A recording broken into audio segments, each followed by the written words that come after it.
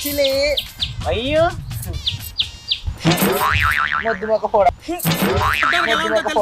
పనికి మాలిన వాళ్ళందరూ చోట చేరి మాకు పని లేదు అని ప్రపంచం పొడుచుడు గంగరావును ఎద్దును ఓడిసినట్టు ఓడిసింది.